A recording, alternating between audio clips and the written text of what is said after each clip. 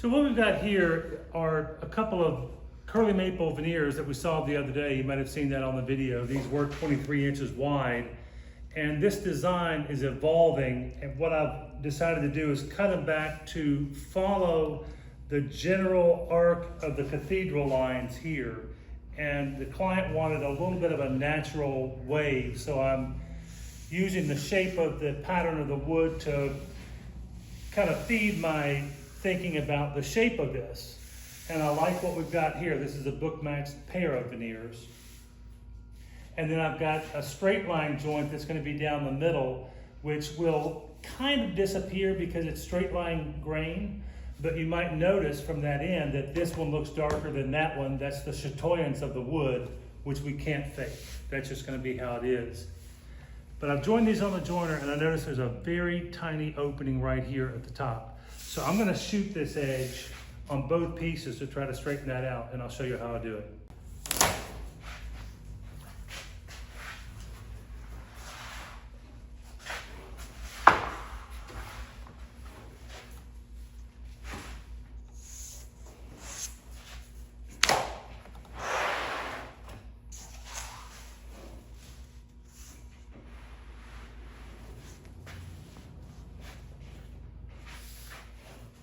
Now I'm going to put some weight on top of that. I've got the poplar board under the veneer to get the veneer off the MDF and at the level of my plane blade, because my plane blade does not cut all the way to the edge of the plane body. And I've already got this set up for a very fine shaving. It's nice and sharp. So actually I'm going to start at that end, because this is the end that has the gap. So I don't want to cut the end, I want to leave the end and cut everything else. So I'm going to start actually out here and create a little bit of a hollow in this joint to make it easier for this plane to make a straight line.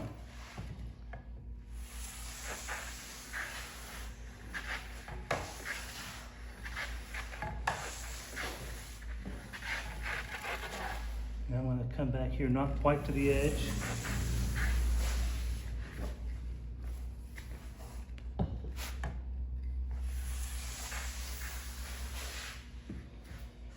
Now, there's some guesswork as to whether or not I've actually got this right. I can set the plane up to it, and this plane is very flat because I've lapped it on a granite stone.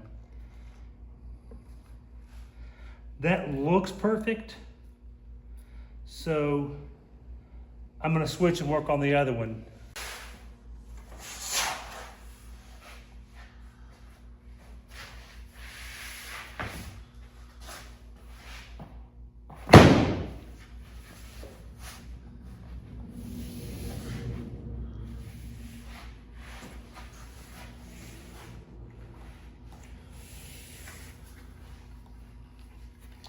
So I'm going to do the exact same thing on this one.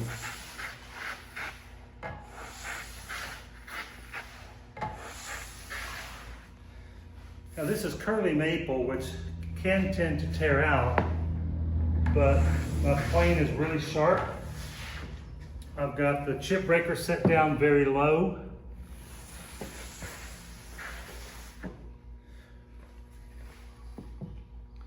And I'm taking a light cut.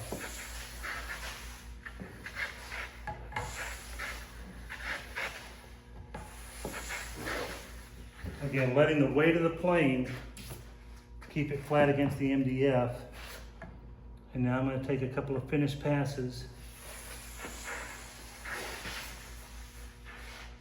This is a full length shaving, so that's a good sign.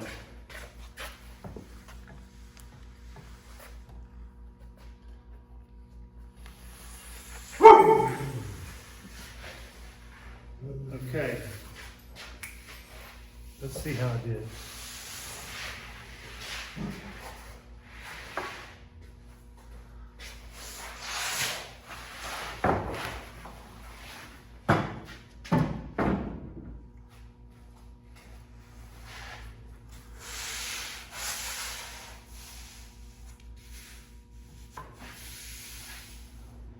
Beautiful there. Nice. Looking good. And that is as good as it gets right there. Nice. That can be done with a router. Some people can actually achieve a reasonably good joint with a track saw. But I found that there's nothing like a really sharp hand plane to make an absolutely invisible joint. Now what we'll do next is use tape to clamp this together. Excuse me. This is a painter's tape that's got some stretch to it. There's a bunch of really good tapes out now that we didn't used to have access to. Frog tape makes a great one. You want to see that stretch there? That's really good because it keeps pulling the joint together.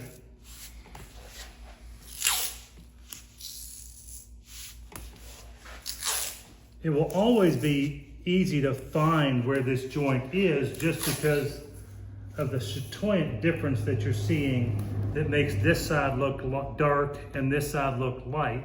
To me, I'm seeing the opposite. This one looks dark and this one looks light because of the angle of the grain. If you'll check our YouTube channel, you'll find a nice video there explaining all of that.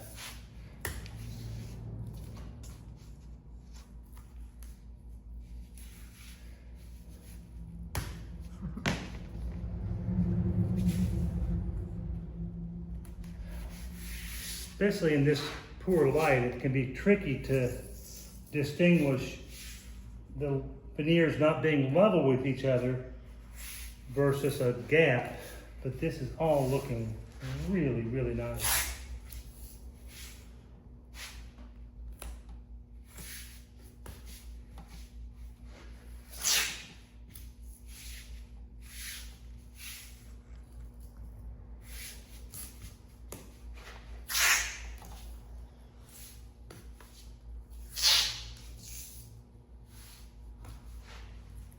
Now I'm going to put tape along the joint and I'll glue it from the other side.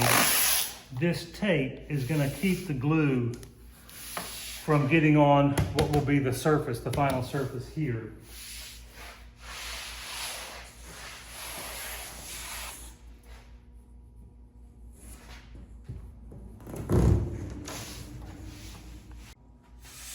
So I had to go change my glasses. I got my close-up glasses on now. So ignore this pencil line. That's gonna make it hard to see the joint. It looks kind of like the joint. So I'm gonna pull this over here, open that joint up, put a little line of glue in there, lift it up together. The tape is keeping it together on the other side. And then to press the joint level and also squeeze out the excess glue, I'm gonna use this UHMW block that's cut at a 45. And just press it real hard all the way down to the end. And then I'll tape it again from this side so I've got fairly uniform pressure on both sides of the joint so that I don't warp the veneer joint.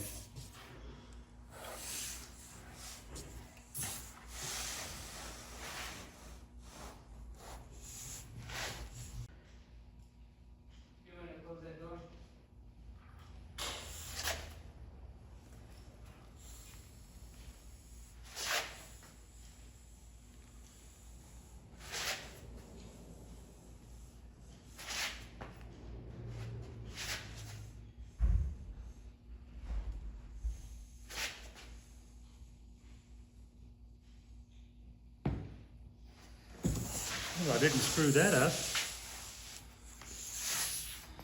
Okay, now I'm going to just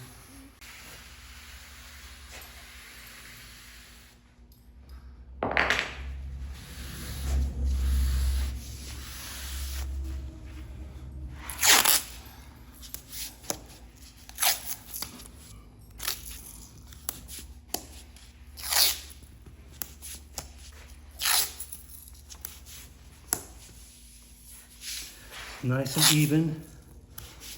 That block makes such a difference. It's something my apprentice Jack came up with.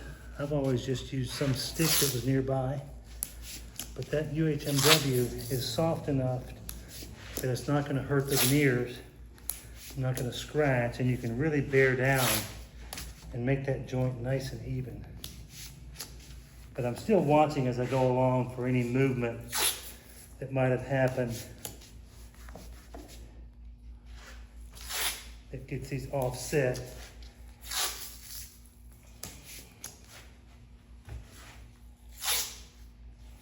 Saves a lot of finishing time if you can maintain that edge level.